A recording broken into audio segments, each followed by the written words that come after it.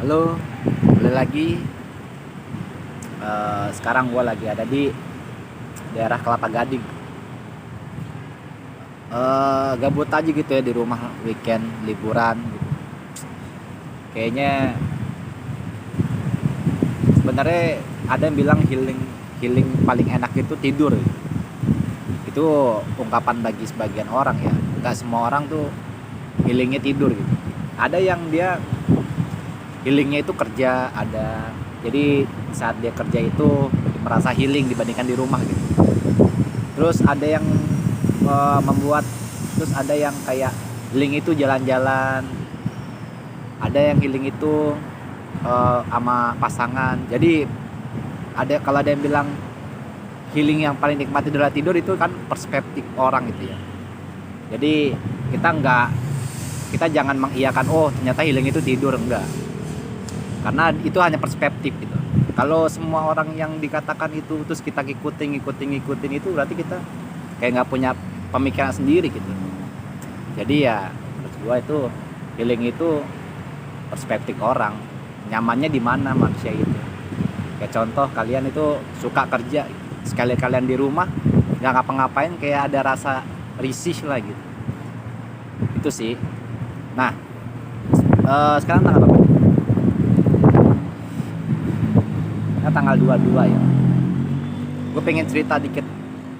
Semalam kan gue ngobrol nih sama teman gue. Nah, ngobrol. Nah, dia cerita, gue habis kecelakaan di bagian kepala. Terus kayak dokter itu udah memvonis gue kalau gue gagal otak ataupun mengalami pelumpuhan, pendarahan, bahkan bisa berujung kematian gitu. Dan gue ngobrol sama Lundri, jadi dia ceritanya ngobrol sama gue nih, agak susah buat mikir gitu. Terus dia kayak menyesali kalau kejadian, kenapa hal itu tuh terjadi loh pada dirinya dia.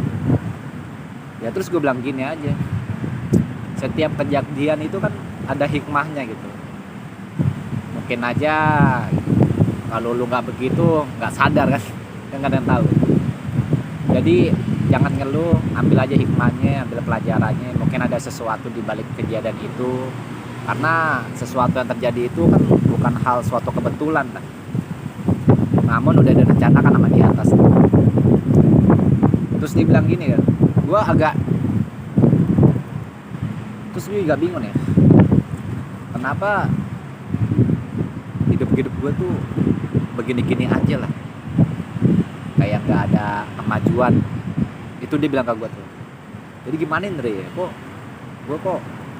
hidup gue gini-gini aja. Bahkan ada orang yang bilang ke gue tuh, lo harus berubah, lo jangan kayak gitu aja.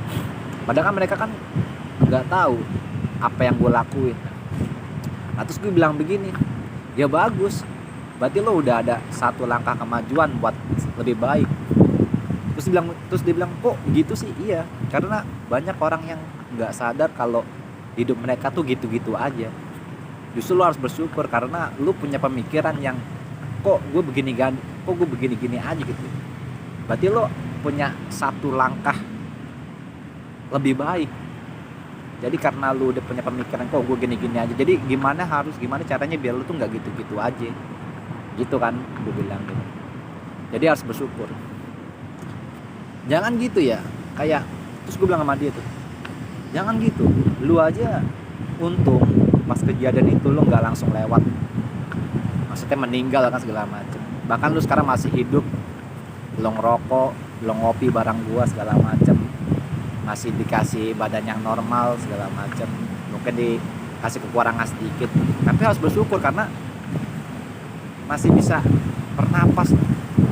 Jadi Allah kan udah bilang, barang siapa yang syukuri nikmatku akan kutambahkan lagi, dan barang siapa yang kufur akan nikmatku sungguh azabku lebih besar. Itu kan janji Allah. Jadi kita nggak boleh kufur gitu, kita harus terus bersyukur setiap harinya apa yang Allah telah berikan kepada kita. Jadi dari mulai jam berapa gue ngobrol sama dia, jam 12 sampai subuh. Itu ternyata bener itu. Kadang ada orang yang apa sih cowok itu setiap malam nongkrong sampai pagi itu apa? Ternyata hal yang kita obrolin setiap malam itu benar-benar kita ngebahas tentang politik, kita ngebahas tentang kehidupan dunia, bahkan sampai berujung dengan akhirat kan gitu. Jadi circle pertemanan cowok itu benar-benar keren sih. Dan banyak pelajaran-pelajaran ketika kita itu bangun malam lah gitu. Tapi Allah kan bilang ke kita gini, aku jadikan malam itu untuk istirahat gitu. Untuk beristirahat kita gitu.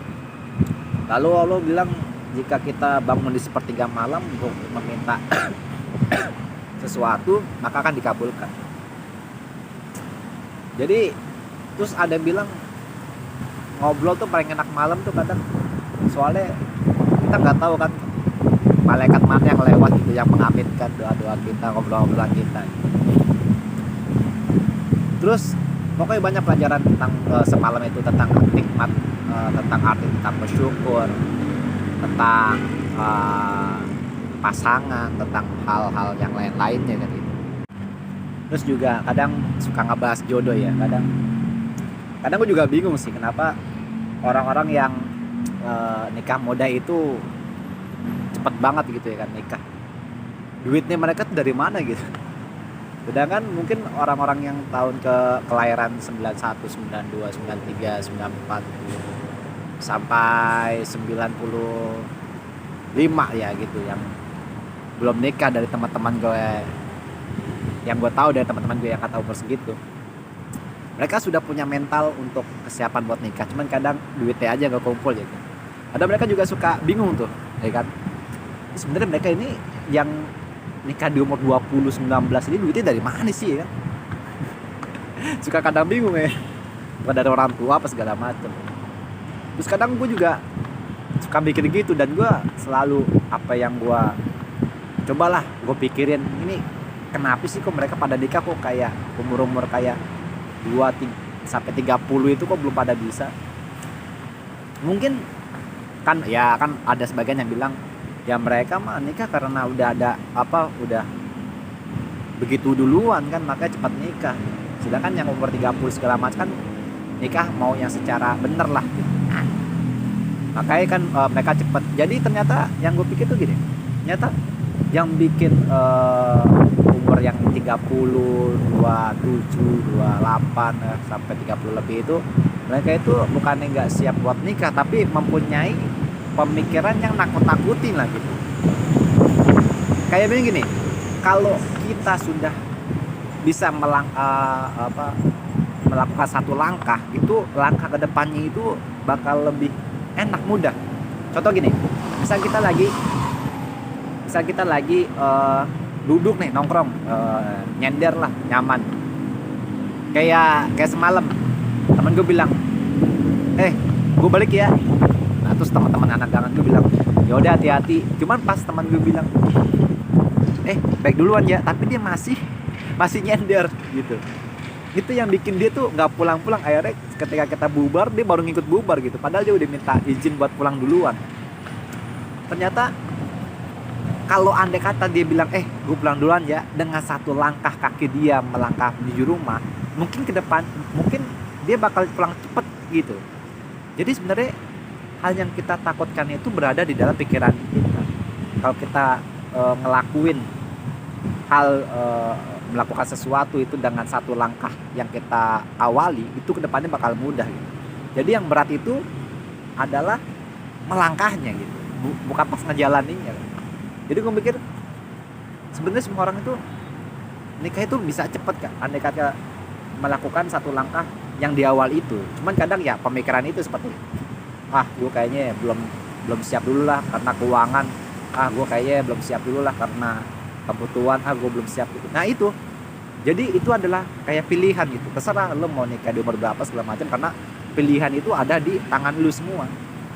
Kan Allah kan bilang, Aku tidak akan merubah suatu kaum kalau kaum itu tidak merubahnya sendiri gitu. Lalu orang-orang yang menentukan pilihan intinya tidak mau menikah itu berarti bukan kesalahan Allah, karena kesalahan dari manusia itu tersebut, karena itu pilihan dia gitu.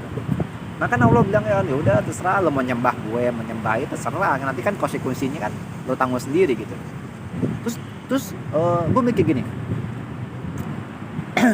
kalau kita ngelakuin hal yang sulit di awal, ke belakangnya kita akan mendapatkan hal yang mudah gitu. Tapi kalau kita melakukan hal yang mudah di awal, siap-siap ke belakang-belakang kita akan mendapatkan hal yang sulit. Kayak contoh, kalau setiap hari nih kita melakukan hal-hal yang gampang, rebahan, scroll TikTok, scroll IG, scroll yang di Facebook, ngeliat baca-baca WA segala macam, itu udah hal yang gampang. Cuma nanti ke belakangnya kalian akan merasa sulit kayaknya buat networking ataupun dari segi pertemanan dikit segala macam. Pokoknya terus kayak kerjaan kok nggak dapat, kok jodoh belum datang, kok duit gua kosong mulu. Nah itu kan hal-hal yang sulit gitu, karena kalian melakukan yang pertama itu hal yang mudah, yang kayak scroll TikTok, rebahan segala macam, itu kan hal yang mudah. Cuman kalau kalian melakukan hal-hal yang sulit di awal seperti kerja keras, terus juga melakukan kebiasaan yang positif seperti olahraga, sholat segala macam, itu akan ke belakang-belakang kalian akan mendapatkan hal yang mudah, karena kalian melakukan hal yang sulit di awal. Kebelakangannya kalian akan menjadi mudah. Jadi cukup itu aja sih video singkat hari ini. Semoga ada manfaatnya ya. Gua Andre Setiawan pamit diri. Assalamualaikum warahmatullahi wabarakatuh.